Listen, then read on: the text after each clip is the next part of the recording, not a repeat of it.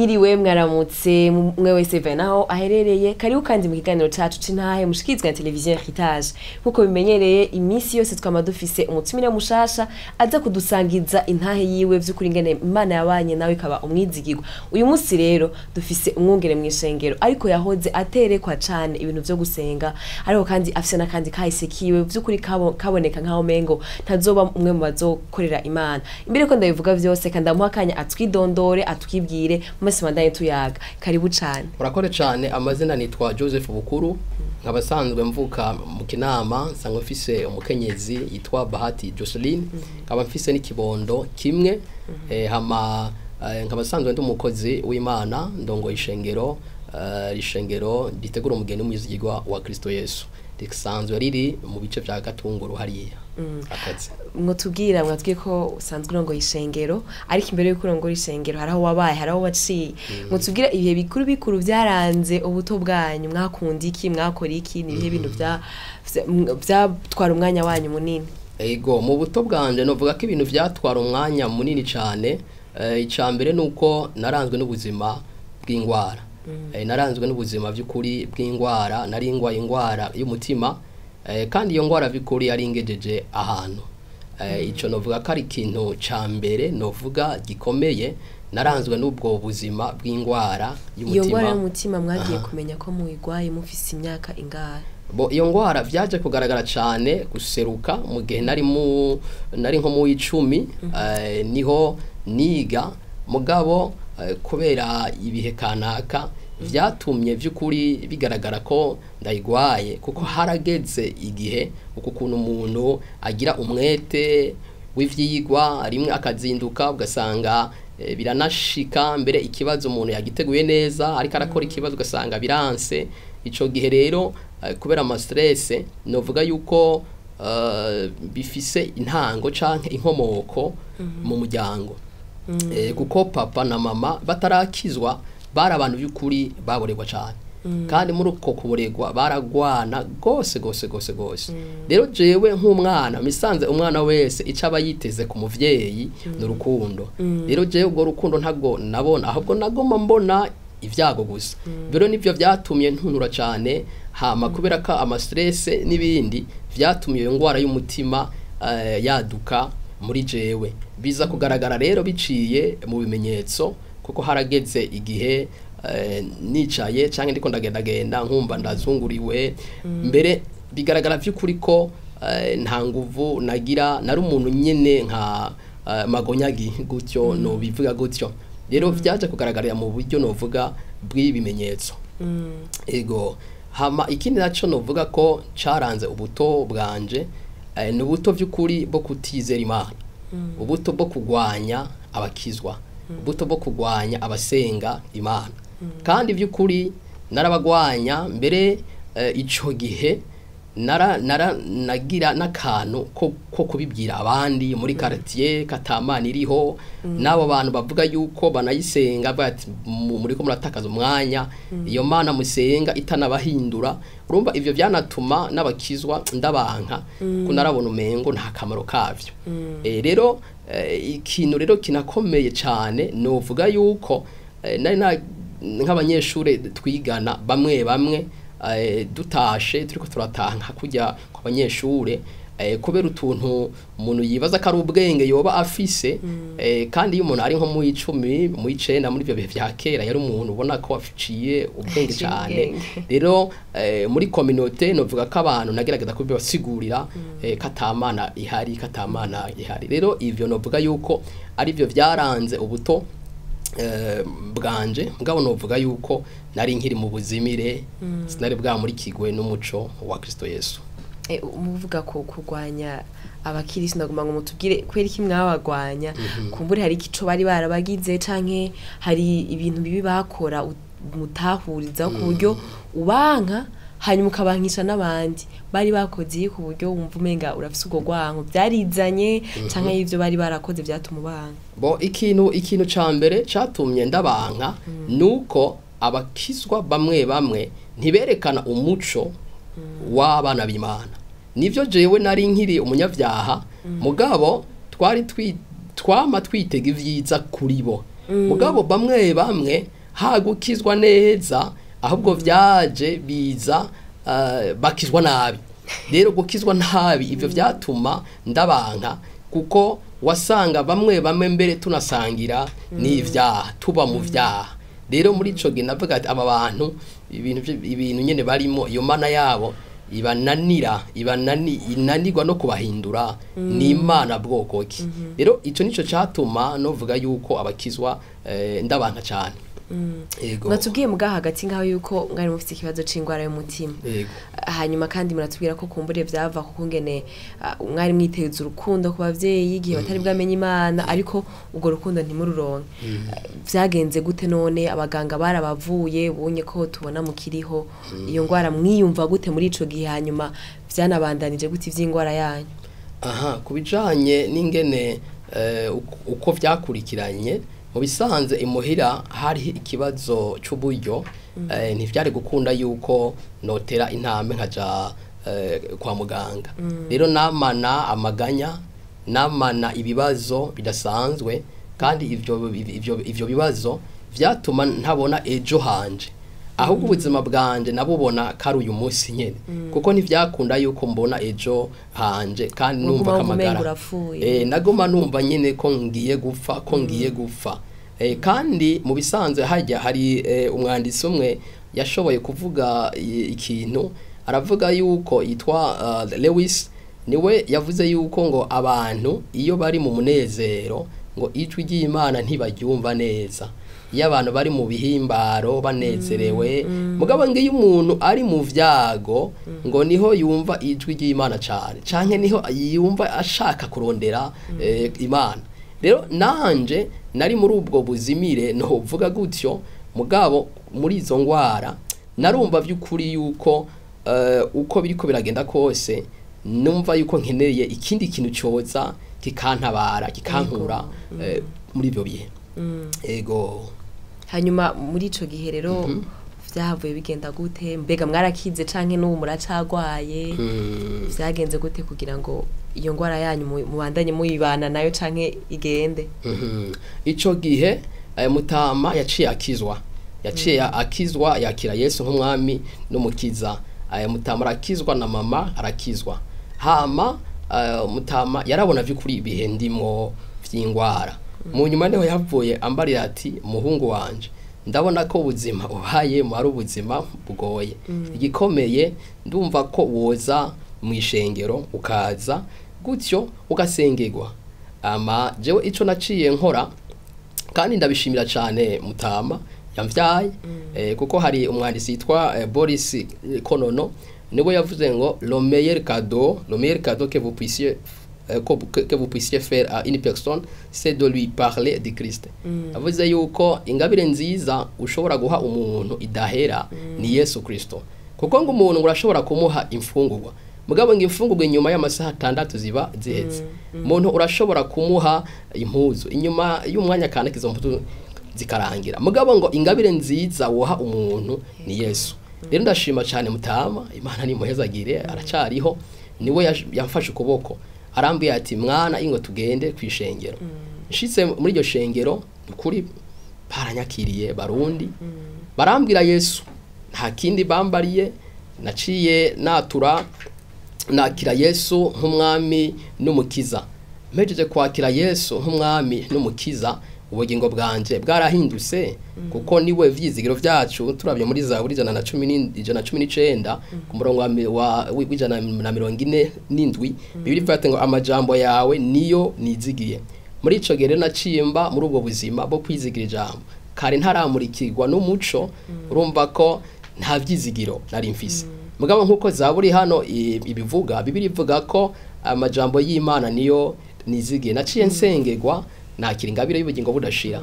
Iruhande yo kwakira ingabire y'ubugingo budashira naciye mbandanya ndaramiriza sinashotse nkira ubwo nyene mugabo nkuko ijambo ry'Imana ritubwira ko ubutumwa bwiza ari ubushobozi bw'Imana. Shima Imana cyane muri uko kwizera ijambo sinashotse ngenda kwa muganga ko nta n'uburyo bwari buhari mugabo nari namatanye n'ijambo nizera ici jambo rivuga hari ijambo rivuga aha muri Zaburi 107 ku murongo wa 200 Bibiri ivuga ati ngo arungika ijambo ryiwe akabakiza indwara akabakiza kuja mu vyobo vyabo. Bibiri ivuga ati ngo arungika ijambo akabakiza indwara. Rero naciye nemeranya n'ijambo kuko birivuga ati ngo muzomenya ukuri nako kuzobaha ukwidegemvya. Sinovuga yuko kutaja kwa muganga nuko ataburyo nari mfise. Yaba buhari nari kugenda. Mugabo nta buryo bwari buhari. Mfatanya ivyizigiro vyanje mbishira mu Mana nk'umuganga mukuru. Rero umwami yaciye antabara novuga ko naciye nkira. Naciye nkira muri uku kumatanya n'ijambo nizera ici jambo rivuga naciye ntabagwa gushika ubu meze neza. Mu yandi majambo Imana yamana ikiza iracaha ishobora gukiza umutima ndetse n'ibindi byinshi. Cane gose ni Imana y'ukuri kuko jewe ndicabona ndabishingira ntaye yuko Imana iriho yarangiriye neza na bya bimenyetso nahora numva byose vyaraheze ubu nguwe neza cyane. Haize imyaka ingana gute wumva ata kibazo c'umutima mufise? Jewe nakire Yesu nk'umwami n'umukiza mu 2004 niho nakira Yesu nk'umwami n'umukiza. Inyuma rero y'amezi hafi 6-7 nakire Kristo Yesu umwami yarantabaye. Urumva ni kuva muri za 2004 hose gushika yego. Hambavu y'ivyo hambavu yo gukira ingwara urumva uramaze kwakira Yesu umwami n'umukiza ko ari wumva menga wihebuye igiye gupfa hanyuma uramwakira ikintu ca mbere yagukoreye gukijira ingwara. Iruhande y'izo ngwara yagukijije ni ibihe bintu Imana yakoze mu buzima bwawe wewe wa mbere na wewe wa kabiri mwari mutandukaniyeko? Ica mbere novuga nuko Imana yashoboye kunyongereza ivyizigiro byo kubaho. Ico rero ndagishimira Imana cyane kuko kare nta byizigiro byo kubaho nari mfise. Rero ubu ndashimira Imana cyane kuko mpejeje gutabagwa iyo ngwara tukaba tuzi ko ari ingwara by'ukuri iri ingwara hafi mu zambere zihitana abantu benshi ku isi. Je novuga ko arubona Imana yangiriye ndatabagwa. Rero ubu nshobora gutegura kandi mbaranya ntegura n'ubuzima bwanje bwa kazoza. Urumva ko ico ari ikintu kidasanzwe cyane Imana yakoze ku bugingo bwanje. Ubu imbere yande ndashobora kubona n'imyaka 30 n'imyaka 40 kuko muri jewe nguwe neza ya ngwara yaravuyeho. Rero ico ndagishimira Imana. Ikindi kandi urumva ko ntarakizwa naranka cyane abakizwa nkumva vy'ukuri ibintu vy'Imana gutyo. Mugabo ubu maze kubibamo nabonye Yesu ariwe number 1. Nabonye ariwe Yesu ariwe kamara magambo. Rero naciye mbandanya rero nezererwa ubu buzima. Hari indirimbo ivuga ati ngo ubugingo bwanje bwahindutse ukundi ngiye Yesu yinjira muri jewe. Rero Yesu amaze kungereramo ico catumye urukundo rw'Imana ndarutahura nongera kandi nkunda n'abakizwa nkunda bene data. Ego rero numva ko ari byo noshishikara gushimira Imana ubu buzima ndimo butandukanye n'ubuzima bwa kera. Ego murakijijwe rero uraheje gukizwa Imana iraguhindira ubuzima. Wacibaho ubuhe buzima bumeze gute muri Kristo Yesu? Ni giki wasanze muri Kristo Yesu cakunezereje cyane? Hanyuma ni gute uyu munsi wisanze uri umukozi w'Imana umuvuga butumwa urongoye abandi mwishengero? Ego cyane ubu buzima turimwo n'ubuzima novuga ko ari ubuzima bw'umunezero ubuzima bw'amahoro kuko maze gukizwa natanguye gukorera umwami wacu. Ntangura gukorera umwami novuga mu buryo bo muri korale. Ndiko nkorera Imana batumenyereza mwivuga butumwa umusore wanje kora gutya bari abavyeyi batureze. Hama igihe rero kiragera turiko turakorera Imana. Mugabo nibuka yuko turiko turakizwa hari umukozi w'Imana yatureze. Imana yamucishijemo message yamubarera yuko Imana izongira umukozi wayo mbere nkazorongora n'ishengero. Ibyo rero yabimbiye kera ntane bwatahure mbere n'ivy'Imana. Mugabo nabandanje nkorera Imana gutyo. Igihe rero carageze novuga Imana irampamagara nkuko ijambo ry'Imana ritubwira aha muri Galatiya rimwe ku murongo wa 15 Bibiliya ivuga ngo aho bihimbariye Imana yandobanuye ndi mu nda ya mama. Rero Imana yandobanuye nkiri mu nda ya mama, kandi ivyo ndabishimira Imana cyane, kuko uyu muhamagaro si ibintu umuntu yiha, kuko kuba muri igikorwa cyo kuba mu ishengero ry'Imana canke gutanguza ishengero ry'Imana kiba ari ikintu gikeneye ubuntu bw'Imana. Si ibintu biva mu bwenge bw'abantu, iba ari icyumviro c'Imana ishira mu muntu. Rero novuga yuko nshimira Imana kuri ico gikorwa. Ikindi kandi iruhande y'aho Imana yandobanuye ndi mu nda ya mama, Paulo hari ijambo yavuze mu gice ca mbere ca Timoteyo rimwe ku murongo wa 12 yavuze ngo ndashimiye Imana yo yanyiyumviriye ko irampa ubusuku. Rero nande novuga yuko nshimira Imana ko yanyiyumviriye ko irampa igikorwa. Si ibintu vy'uwanje, si ivyumviro vy'uwanje, ni icyumviro c'Imana. Kuko iyo abari ivyumviro vy'uwanje noja gukora ibindi bishoboka, mugabo shima Imana yo yashimye kunyiyumvira ko gutyo irampa igikorwa. Ego, ubu unye muri mu muhamagaro murakora nk'umwungere mw'ishengero. Ivyo kuririmba navyo vyaje mu gutu no musi turabazi nk'abantu baririmba indirimbo, basohora indirimbo. Ugagiye kwisanga naho uri umuririmbyi gute? Hambavu y'ivyo wari usanzwe ukora. Murakoze. Hambavu y'ico gikorwa kindi cyo kurongora ishengero ry'Imana, novuga yuko ibintu vy'Imana biratangaje cyane. Imana ingene ihamagara abayo. Twe twatanguye igikorwa c'Imana atabaririmbyi bahari. Rero novuga yuko aya mavuta canke ukukuntu kuririmbira umwami vyaje par manque, kuko nisanga atabakozi bahari. Novuga abakozi iyo umuntu atanguye ishengero ry'Imana usanga atabaririmbyi bahari, nta protocole, ntaki. Rero Imana ingirira ubwo buntu, nisanga kuko ari jewe nanaririhimbisha. Rero Imana ica igwiza indirimbo muri jewe, ndagisubiramo cyane, nuko atabakozi bari bahari. Imana rero ivuga ati umuhungu wanje reka ndamuvomere kugira ngo bikunde iyi ngabire ishobore kuboneka. Rero kuva ico gihe rero dutanguye ishengero muri 2019, Imana rero yaciye ikomeza iyo ngabire muri twebwe. Tutangwa rero kuririmbira umwami mu ishengero, duhimbaza Imana. Ibyo rero byaciye binatuma bitagarukira ngaho gusa, kuko gushika n'ubu mu ishengero turongoye turaririmbira Imana. Rero byaciye bituma iyo ngabire ndavuga ati ntiyoguma gusa aho mperereye gusa, reka ntere intambwe. Naciye rero ntera intambwe nja muri studio. Imana rero ingirira neza gutyo ntangura no kuzitanga ku maradiyo. Yego, turiko turumviriza intaye yanyu, turumva neza yuko uri umuntu azi kumva no kumvira ijwi ry'Imana. Imana ivuze ugenda ugakora ukaja ku gikorwa. Mbega ho hariho ingaruka mbi ku gihe Imana iguhamagaye mu muhamagaro, hanyuma kumbure kwera ko hari bigeragezo canke n'ibindi uri kuragwana byo mu buzima ukanka kwitaba nkuko wewe wumviye ukitaba. Mbega iyo wanse kwitaba Imana ntihamagara abandi, hari gipfa? Mu bisanzwe ijambo ry'Imana aha muri Matayo 25 ku murongo wa 30 birivuga ati ngo nuko wa muntu wanje w'imburakimazi ni mu mute hanze mu muzimagiza, niho hazoba Mariya no kujyanya insya z'amenyo. Bibiliya iratubwira ubwoko bw'abantu. Hariho abantu b'Imana mugabo b'imburakimazi. Mu bisanzwe hajya iyo umuntu atitavye umuhamagaro, nuko aba ari umuntu w'Imana n'ivyo mugabo w'imburakimazi. Rero hajya umuntu wisanzwe kugira ngo abe umuntu w'ikimazi, igituma tubaho muri iyi si ni kugira ngo dukorere umwami. Rero muri uko gukorera umwami nivyo biduha intumbero yo kubaho.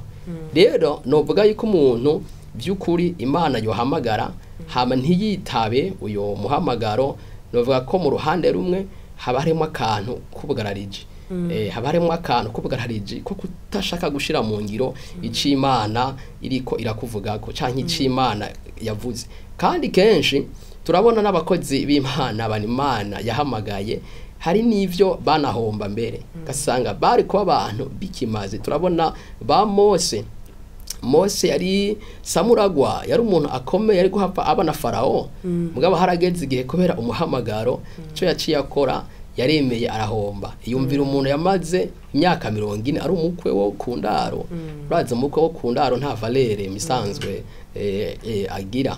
Turabona ba Paulo bari abantu bakomeye cyane, mugabo turabona ko amaze gutera intambwe arakizwa, hari hivyo yahomvye. Kijya cyubahiro bamuha abafarisayo n'abandi arabihomba. Rero novuga yuko kwitaba umuhamagaro ni kumvira Imana. Rero kumvira Imana navyo levre ko bifise amariske, bifise amariske, ntivyamari vyiza kuko hariho n'abatagutahura muri uyo muhamagaro, mugabo buhoro Imana biri bate ngo inzira z'umuntu zinezereye uhoraho zituma n'abansi biwe buzura nawe. Rero iyi nzira zawe ari nziza zituma n'abatagutahura buhoro bagenda bagutahura. Ego dusa n'abarangiza ikiganiro cacu, nakaye kajambo ubwira abakirisi bo muri kino gihe kumbure bagenda ukutabereye bigatuma abandi bari hanze bataramenya Imana batifuza kuza kuri Kristo. Hanyuma kandi nakaye kajambo mwobwira abo bantu baraba abantu bakijijwe bakabona umenga ntibokizwa kubera abo. Akamonotera kuri abo bantu batarakizwa, numva ko bakwiye gukizwa. Ngera kandi nkatera nakamo, hariho abantu benshi usanga bavuga ko Imana itariho, ko Imana ntayibaho. Mugabo nagabona ko barire yuko iyo umuntu avuga yuko atamana iriho, hariho umwanditsi yitwa Charles, niwe yavuze ikintu gikomeye kandi numva yuko nofashisha umuntu wese avuga yuko Imana itabaho. Yavuze ngo l'athéisme est une chose étrange, même le diable n'est jamais tombé dans son vice. Yavuze ko vyukuri uguhakana k'Imana itabaho, atamana iriho, we yacise kari ikintu gitangaje ngo na Satani ntiyigeze agwa muri yo erere. Na Satani ntiyigeze agwa muri yo erere avuga yuko Imana itabaho. Yakobo 2:19 Bibiri ivuga ati ngo wemera ko Imana ari imwe ugize neza, ngo n'abadayimoni nabo barayemera bagahinda agashitsi. Rero hajya kutemera ukubaho kw'Imana, novuga ko Satani yoba afise agahengekerezo kuri we kuko we aremera ko Imana iriho. Rero ico numva ko notera akamo gute hama kuri bene data nabo babakizwa nitwame imbuto nziza. Isi irakeneye umuco, ntikeneye umwiza, ikeneye umuco. Rero novuga nti twebwe twamenye Yesu Kristo, reka tugaragaze umuco w'abakizwa, dushingire intahe umwami wacu Yesu. Murakoze cyane Pastor Joseph. Mwakoze kutwitaba, twizire ko n'ikindi genzi twabatuma ko muzoza ngaha muri studio ya Heritage mukaza kandi kutuganiriza. Nukuri tuzoza, natwe turashimiye cyane ingene mwana twiyumviriye ko mwakoze. Turashimiye kandi abakunzi ba televiziyo Heritage, abakunzi b'ikiganiro c'intahe, turizira tudakekeranye ko mwize cyane kuri no mugoroba. Ahanini ibintu numva twoshimikira ko cyane bikomeze ukwizera kwacu, ni kwizera yuko Imana yacu igikiza ingwara yose wowe ufise mu mubiri wawe, bandanye ugira ukwizera. Ni wabandanye wimatanya n'ijambo, Imana izohindura ubuzima bwawe. Ariko kandi tube abakirisu bama imbuto zo kugororoka kugira ngo abakiri hanze bifuza Imana iba muri twebwe. Mwakoze cyane kudukurikira. Isango ni ku munsi w'Imana nk'aya masaha nyene. Imana ibahezagire cyane.